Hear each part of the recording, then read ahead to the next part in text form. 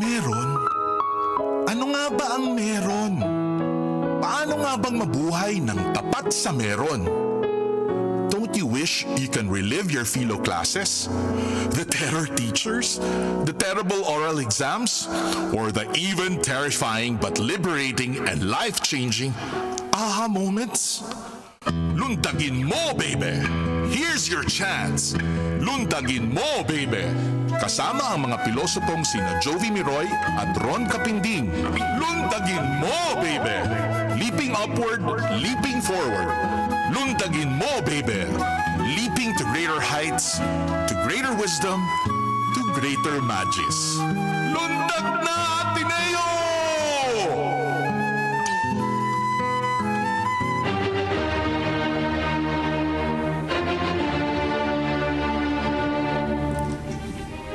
Hi, it's me, Dr. Jovy Miroy, and this is to prove to Dr.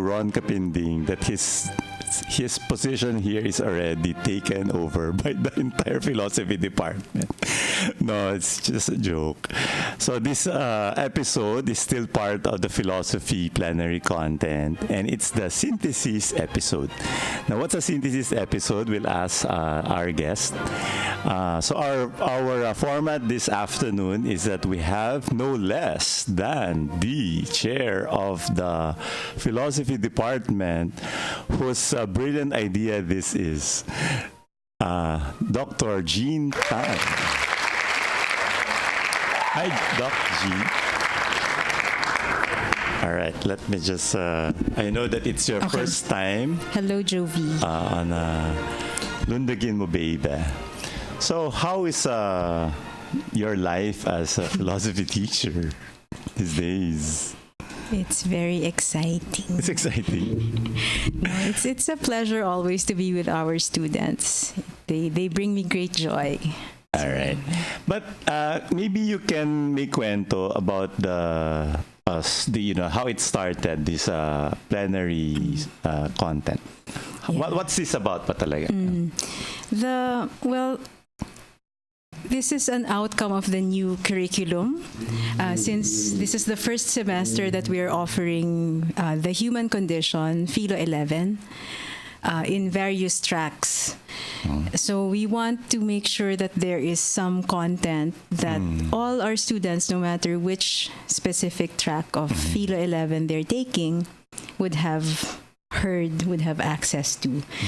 So instead of having huge plenary lectures, which would be very logistically challenging, How many sections do we have of the philosophy 11? Let me see. Ballpark. Maybe about 27. 27. That's a lot. You cannot fit that in Leong Hall. No? Yeah, so we thought, or it was suggested by some a faculty member in our training session, why not have material that's accessible online? So that's how we hatched this idea of a series of lectures on specifically the topic of emotions. All right. And would you have an explanation on why the topic is the emotion or the emotions? Maybe you can say something because that was your idea, Jovi. Planted question. It was really Dr. Miroy's suggestion, which I seconded. I think it's a great idea. So maybe you can say something. Because we don't talk about the emotions in philosophy classes enough, right? And at the same time, being human cannot really be separated from the whole aspect of feeling and affections, etc. And also because society is filled with dominant emotions, which we can look at and direct towards productivity. Yeah. And also because I'm an artist, so emotions are very important for us. Yeah. And I think a lot of our students also, because mental health would have to do with the way we regulate our emotions, look at the emotions, etc., etc. Yeah. I think we'll say more about that, right? The role of emotions in philosophy, or what's our attitude towards thinking about emotions, those sorts of Yes, questions. I yeah. think those will be the topic of the questions of our graduate students. Yes, and I'm so sure then we asked our graduate students. So what was the game plan that we asked the graduate students to? Yeah. to- So, by way, in order for us to synthesize the past four lectures, we thought a good way to close would be to have some broad questions asked by some of our graduate students, and then I'll do my best to answer them, and that will But hopefully. they were also the ones who made the PowerPoint. Yeah, So it's yeah. the point of view of the young, but they will also ask the subject experts. Yeah, right? there might have been questions that needed to be addressed in the first podcasts that were Yes. not addressed, so that now would be the time for us to address those questions. All right. So let us introduce the gentlemen who are going to join us in this synthesis episode. Can we do that now, or we'll take a break first? So see you in a while.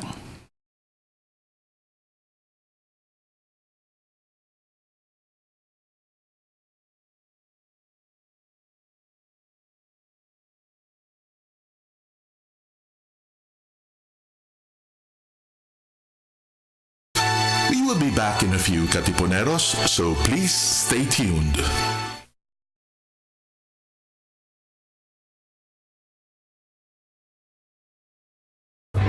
Ipinta ang mga salita, tulain ang indak, sumayaw sa himig, awitin ang diwa. Dati akong paraluman. Ang programa ukol sa mga ulat sa komunidad ng sining at kultura. Magtanong, magbungkahi, at makibahagi. Dito lamang sa Dati Akong Paraluman. Tuwing Lunes, alas 3 ng hapon. Dati Akong Paraluman. Sa Radyo Katipunan, 87.9 FM. Ignite your soul and set the world on fire. Be inspired by the stories of faith. This is Ignited to Inspire. Brought to you by the Ateneo Junior and Senior High School Campus Ministry every Thursdays from 1 to 2 p.m. here on Radyo Katipunan 87.9 FM. Be ignited. Be inspired. All for you, Jesus, my Lord. Follow at Radyo Katipunan in our social media accounts on Facebook, Instagram, and on Twitter. We are now on YouTube. Watch all of our live episodes plus exclusive content in our channel at Radyo Katipunan FM. Don't forget to click subscribe and hit the bell to get the latest updates.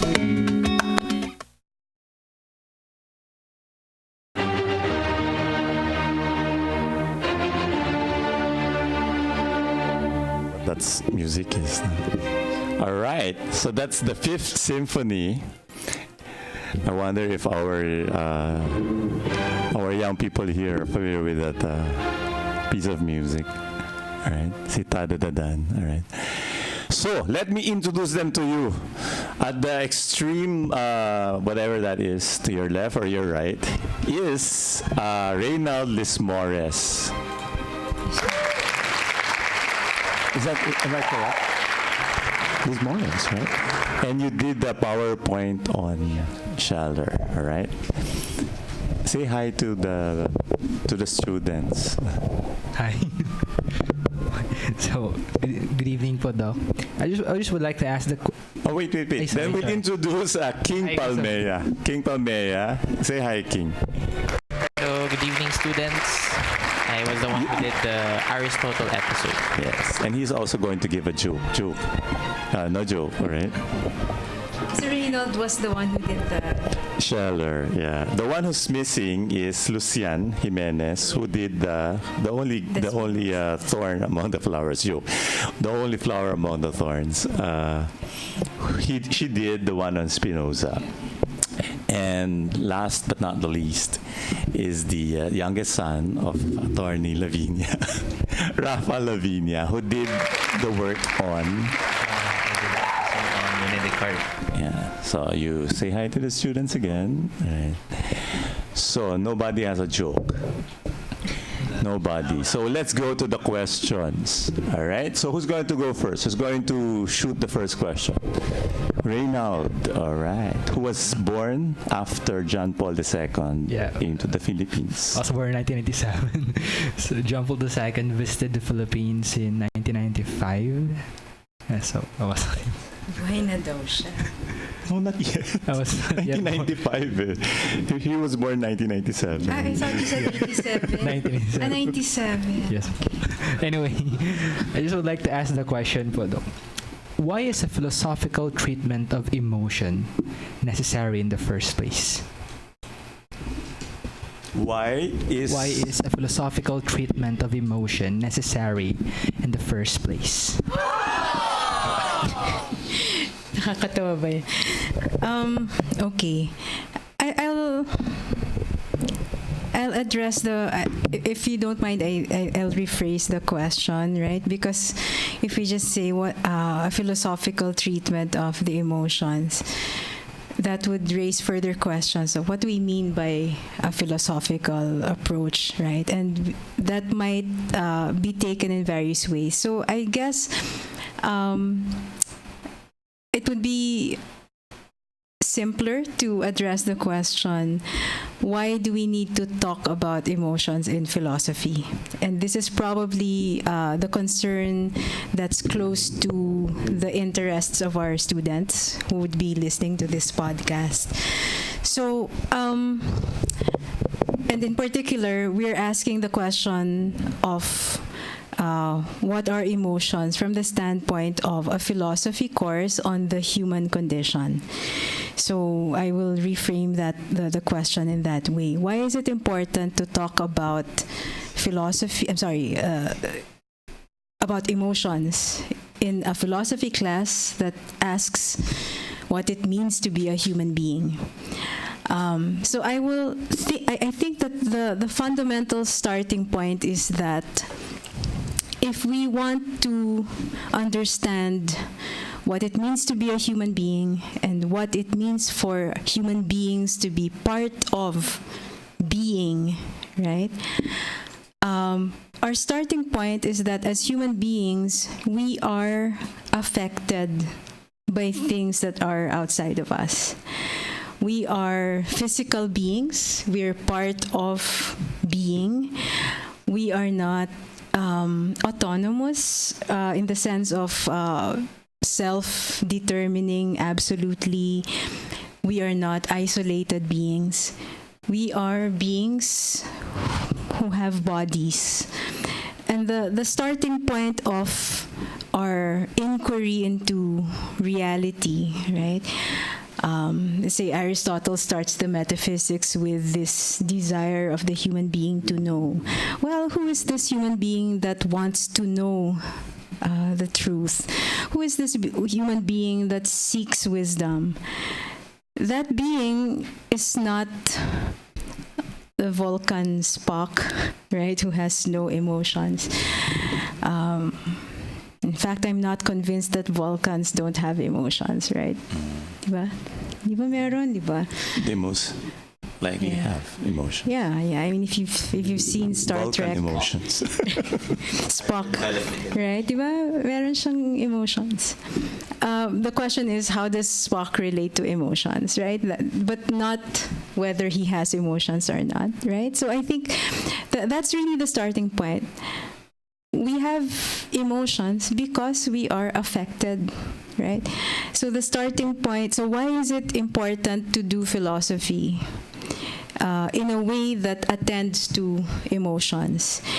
It's because the desire for wisdom is, the desire for wisdom belongs to humans who are embodied, who feel pleasure and pain. And the question of what do we know, how do we act, how do we relate to the world, how do we discover value? How do we make judgments about what is right, what is wrong? Whom do we recognize as our friends? What are our obligations to other human beings? How should we treat each other? All of these things, if you want to have a realistic understanding of what it means for us to seek wisdom about these questions, you can't do it without attending to our emotions. If we don't talk about emotions, we end up deluding ourselves about what we say about reality. So I think that's why that would be my fundamental answer to the question. What's the philosophical significance of emotions? It's the groundedness in our ontological condition of being part of a universe that affects us. We have affects, in other words, right? That's what emotions are. And from an evolutionary point of view, our emotions tell us that we're really organisms living in an ecology. Yes. So that there's no, we're not hermetically sealed from that ecosystem. That's right. And it's emotions that tell us that. Yeah. We'll have a break first, then we'll go to the next question.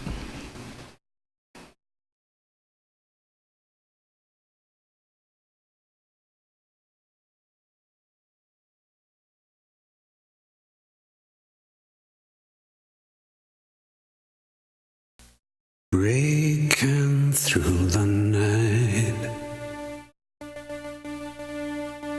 in this cold Fahrenheit,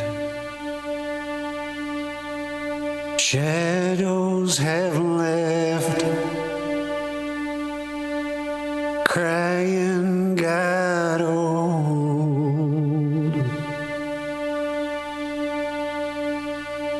bland and bittersweet,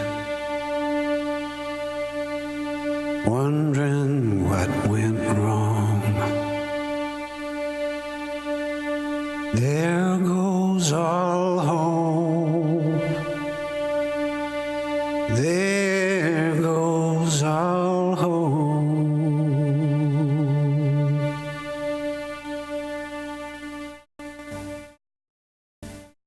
But the feeling tries to escape, bleeds through the light, even when I close my eyes. It's not thieving, weight on my shoulder. I can't wait to chase the fiction home and carry on. Favors and favors, songs are neighbors. When I get through this, I hope I get through you. Stains on my mind, a cloud on that air. The minute you close the door, my eyes watch the floor. But maybe it's hard to say. There seems to be no other way.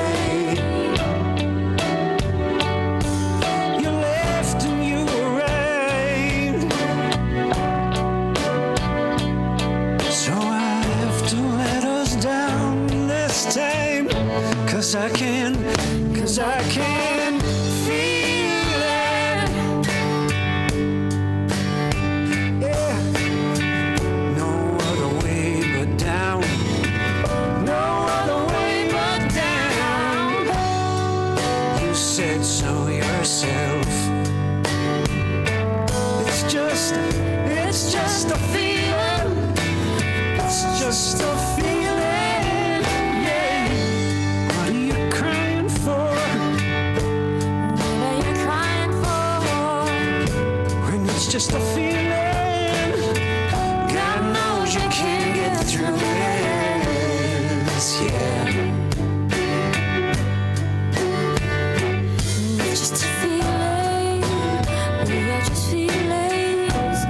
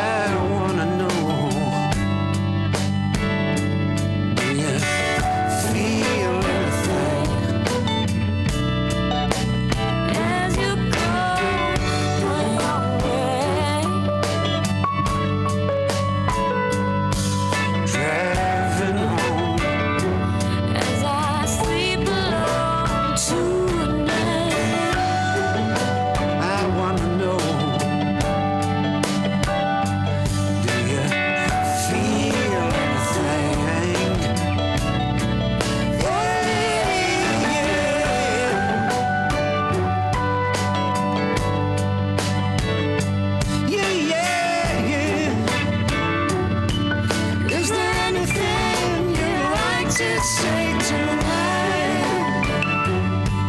Yeah. Hey. Before I go further.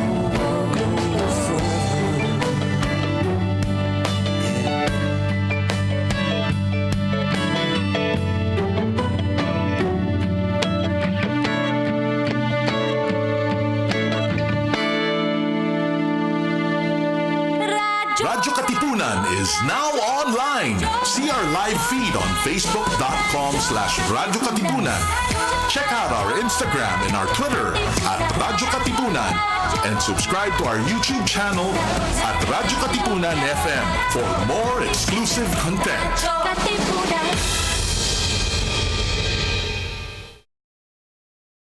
We are now on YouTube. Watch all of our live episodes plus exclusive content in our channel at Radyo Katipunan FM. Don't forget to click subscribe and hit the bell to get the latest updates. That's a really good song. Now let's go to the next question. This time it's going to be asked by King. Go for it, King. Okay, thank you, sir. Dr. Tan, you said a while ago that the starting point of our philosophical inquiry with emotions is that we human beings are affected. And we human beings also feel these feelings of pleasure and pain. So why do you think it is important to recognize these feelings of pleasure and pain? Why is it important to recognize what gives us pleasure and pain? Yeah, because I remember in your presentation you was talking about masarap yung bawal, no? And the example given was kare-kare. Right. The question is still too broad, right? But let's see. Parang the question should be, it needs some qualification. Let's say, why do we need to recognize pleasure and pain with regard to knowledge, right? Why do we need to recognize pleasure and pain with regard to action? And then you can, right? Then that would lead to different answers or different approaches. They're interrelated. But so maybe we can just start with the knowledge aspect, right? We know, for instance, that if something is painful to see, we tend not to want to see it. Right? If there's masakit sa loob, right? I mean, if there are realities that are difficult to face. And so if we don't recognize that facing something is painful, we run the risk of just shutting our eyes and not recognizing something. So I think the act of recognition is a cognitive act. So if you read your Kant, for instance, he talks about the synthesis of apperception. There you have in the Critique of Pure Reason a purely cognitive approach, right? You know how we synthesize impressions and then we recognize an object. It's purely cognitive. But if we were to ask ourselves, what happens if you bring in the question of emotions? Is it possible that something is already biting you on the nose, but you don't see it, you don't recognize it, because there are emotional barriers or hindrances to recognizing something as such? For example. But there. Let's see. Let's think of an example of. So when there's a kind of blindness, it could be that you may be missing something because the emotion is not present. Is that? No.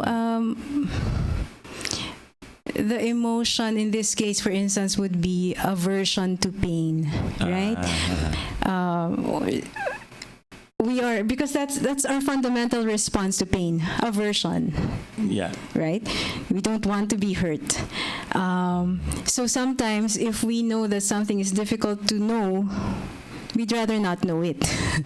Right? So we don't recognize So that's why something. it's pleasure and pain with regards to knowledge Yes, first. Now. yes.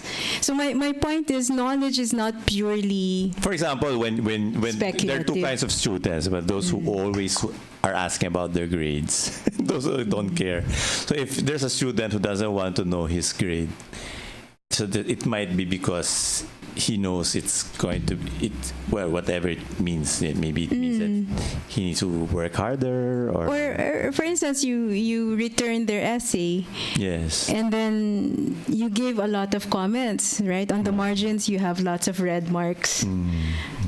There's a risk that the student, just looking at the red marks, just won't look at the comments, I see. right? And so you won't see the I mean, for all you know, maybe the teacher wrote very good, right? This is interesting, but the student would probably, if there's there's a lot of aversion to possibly negative comments, you might not even see that it's actually a constructive comment, or something that might be neutral might be perceived as negative if you're already anticipating a letdown, right? So we often say things like our judgments can be subjective, right? And I think that's one way of recognizing how our emotional responses can condition the way we receive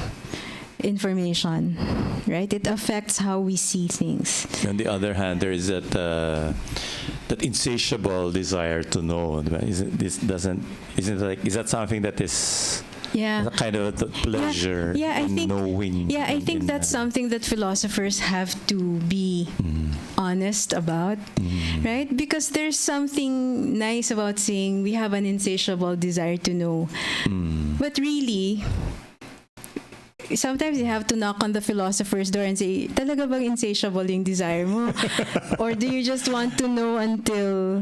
When it doesn't hurt. When it doesn't hurt. Right? But I would think, that's why I think the aporia, I mean, if you go back to the Theaetetus, right? Theaetetus had to be encouraged by Socrates to keep going. Socrates, Otherwise, right? because Socrates had to say, he was saying, I don't know what to do anymore. I mean, it is almost like Theaetetus was telling Socrates, ano bang gusto mo? Right? I'm giving you my answers. I don't know how to proceed anymore. And Socrates says, you're doing great, right? Yes. You're experiencing this pain not because you're on the wrong track. It's precisely because you're on the right track that you've come into this aporia, this perplexity. You're pregnant, right? So what is Socrates doing there? He's, in a way, reinterpreting Theaetetus's feelings. Right? The teacher, part of the task of teaching is to interpret for the students their emotions so that they don't lose heart, they don't, give up.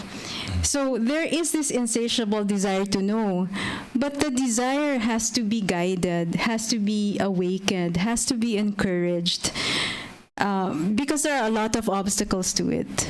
Yes. Because it's harder to live in accordance with the truth than we would like to think, or that we'd probably be comfortable. That reminds me admitting. of a poster that Father Riley used to have. It said, "The truth shall set you free, but first it will make you miserable." Yes. Yes, that sounds correct. That's why I think that's why we go back to the question, why is it important to acknowledge pleasure and pain? Pleasure and pain both, right? They're not, I mean, at some level, pleasure is clearly positive and pain is clearly negative. But at another level, I think, there's a sense in which part of wisdom is learning how to put up with a modicum of pain. Yes, that's a Stoic principle as well. Yeah. That is, pleasure is not necessarily the absence of pain. Yeah, it's a way of relating the two. Yeah.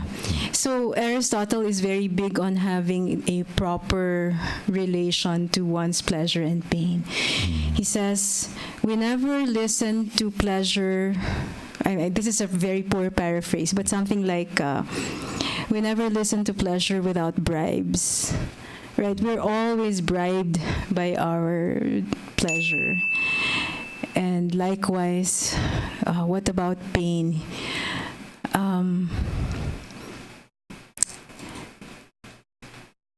If we refuse to accept a certain amount of pain, The pleasure will also not come. Yeah. and we won't. It's a question of So it's not deriving pleasure from pain. no, That's not very stoic. no. But it's really No. seeing that the two are not Yeah. opposed. No, They're part of the same Yeah. process of reaching a certain degree of understanding. For Aristotle, it's always for the sake of what, right? You put up with pain. Why? For something, right? Or what kind of pleasure? It's not. Pleasure is not its own standard. It's. For Aristotle, pleasure is a perfection of a being at work. It's the perfection of an activity. That's why you really cannot separate the eudaimonia from the whole aspect of pleasure. No. Ano ibig sabihin ng eudaimonia kung walang pleasure? Yeah. Right? I mean, he would say eudaimonia, happiness is not the same thing as pleasure, but pleasure is a necessary component of eudaimonia. Why? Because the eudaimonia is the happiness is the being at work, the excellent being at work of the soul. So if it's actualizing its essence, that feeling of well-being, that is pleasure. Yes. Yeah. Right? But of a high sort. Yeah. All right. With that aporia, we'll take another break. Okay.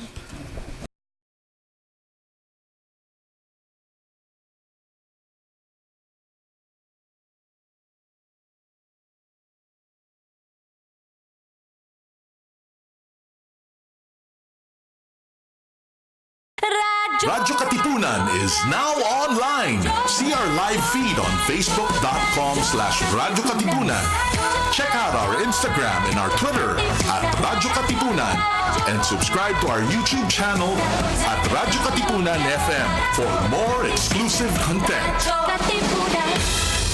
This is your stop for all things pop. Catch our all-around pop culture geek, Chola Sediaren, as he throws in some dose of what's poppin' and what's hot in the pop culture scene here on Popcorn. Munch in with us every Thursdays from 4 to 6, only here on Radyo Katipunan 87.9 FM.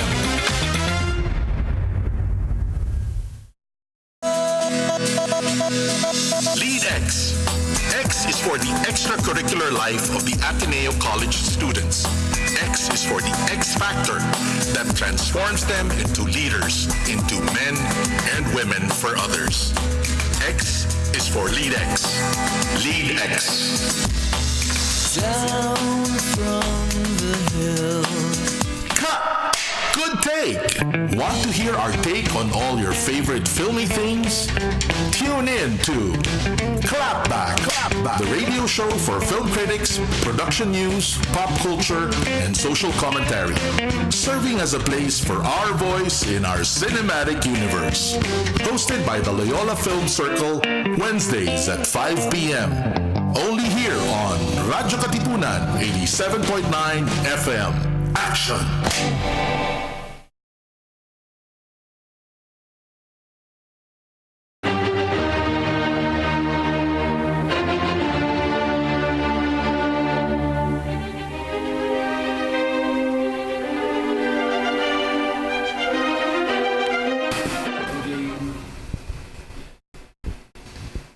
We're back.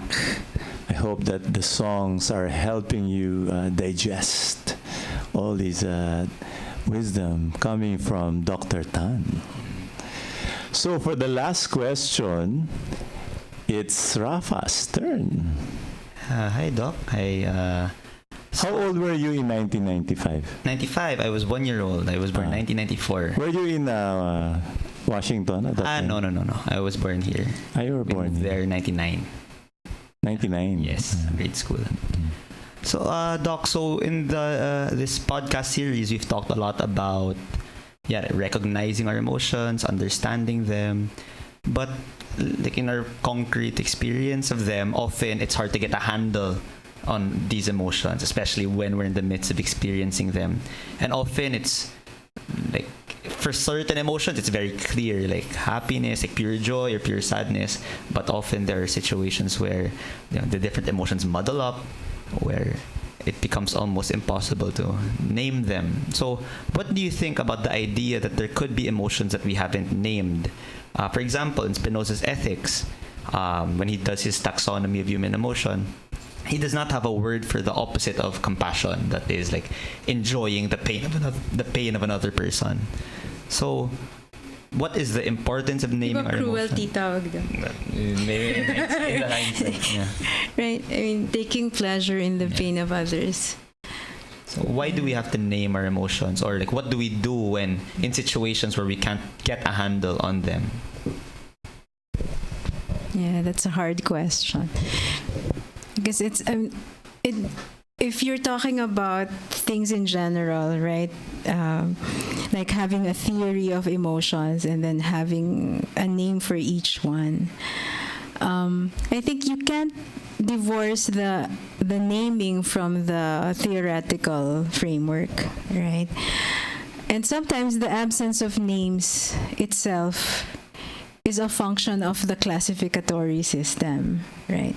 So for instance, in the Ethics of Aristotle, he talks about the virtue of temperance, the excess of that, diba? In the Aristotelian framework, you have the virtue is the mean condition. It's like the point of equilibrium of just right, right? Of being able to respond well, of having a good relationship with your emotions. That's the virtue. And then on the two sides are the opposite extremes of excess and deficiency. On the side of excess of temperance, it would be dissipation. Right? The dissipated person can't say no to pleasure, right? Always gives in. But on the other side, there's so if there's an excess and there's a deficiency, and he says this one doesn't have a name. Because very few people have it, right? If you can even find someone who feels no pleasure or who's right, but it is interesting. So the having no name is a function of his theory that has the middle and then the excess.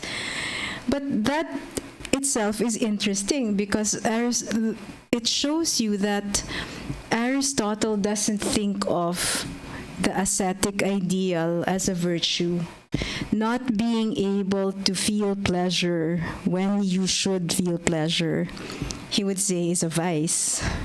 Because it's on the side of lack rather than of excess.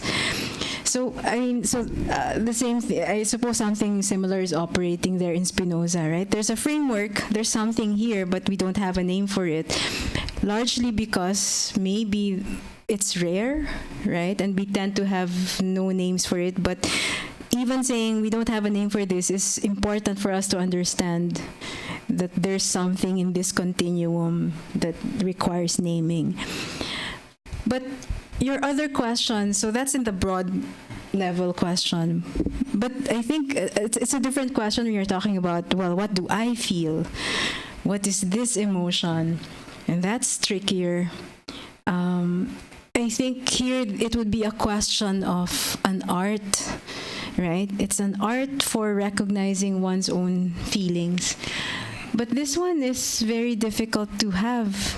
Kasi, right? You can't step out of yourself.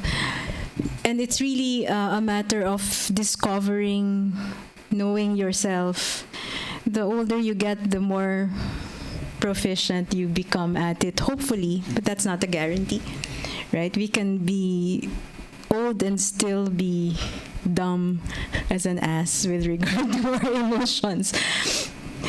So It could be a good indicator of wisdom. Yeah. maybe, yeah. But I wouldn't fault people for not recognizing their emotions well, because I think, yeah, who among us really know ourselves that well? To my mind, naming my emotions is not as important as acting decently towards other people. And it's really important to recognize our emotions. It's more interesting to me to ask, what are the effects of my emotions, than to be able to name them. So I guess there's so the question, yeah. because so there are emotions that we are not able to name. Is that the context of the No, question? yeah. So I think my second level Yeah. of the question is not about naming something because it doesn't have a name, but just not recognizing one's own motivations or not recognizing one's own feelings, right? I could easily think that I'm angry, but in fact I'm afraid. Right? This is a common mistake. We think that we're angry, but in fact we're scared. Yeah. Because there's also that sense that we are afraid to face the real to feel our Yeah. feelings. Or the fear manifests itself in aggression, right? And aggression is easy to recognize. But I think the capacity to recognize emotions is really part and parcel of a capacity to listen to people. To listen to others and to listen to oneself. And when you're talking to someone and there's this argument going in this level, but if you're emotionally mature, you can stop and step back and say, what's really going on here? I don't have to respond in this level because I can sense that there's something else going on here. Right? So it's a kind of emotional maturity to be able to sense. So that's why I think the question in a way is framed in a speculative way. It's a question of theoretical understanding, putting a name on the emotion. For me, it's not a theoretical thing. It's I don't know if this is what is right to call emotional intelligence, right? But this emotional intelligence is really relational in nature. We learn how to read emotions because we learn how to be with other people. And we learn how to be honest in expressing our emotions to others. So it requires a modicum of trust to be able to see emotions and to recognize them properly.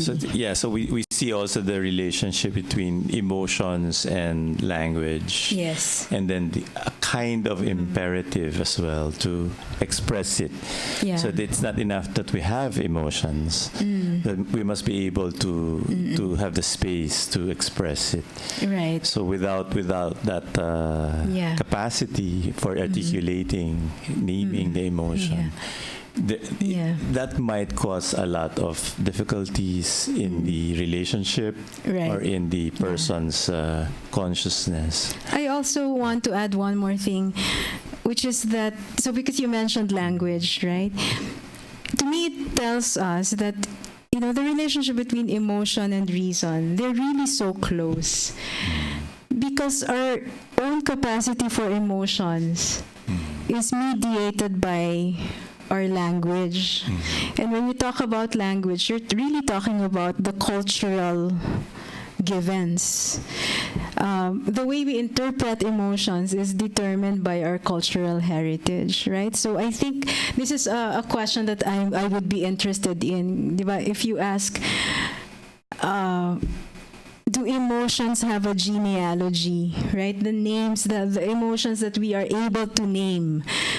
I suspect that they have a historical nature. I'm sure if I were to do a study of emotions historically, we would say some emotions were never named prior to, let's say, the Middle Ages or prior to modernity.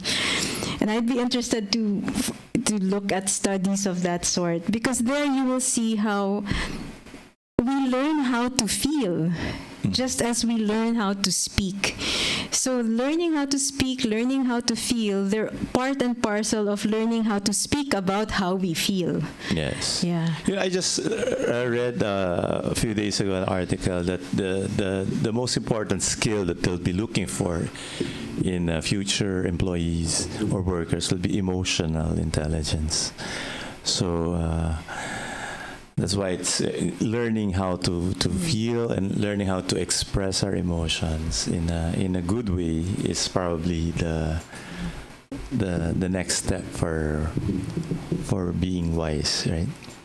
So that ends our synthesis episode. I'd like to thank our gallant young people here. Let's give them a round of applause, and of course, the inspiration of the philosophy department, Thanks naman. Dr. Jean Tan. All right, so thank you, Dr. Tan. So would you like to? Should we say that in the second sem there will be another set? We hope. We hope that will be on the social emotion, public emotions. Thank you also, Jovi, for facilitating the whole process. Anytime. All right. So with that, we'll leave you. And with regard to our emotions, let's just feel our emotions. Lundagin Mo Beybeh.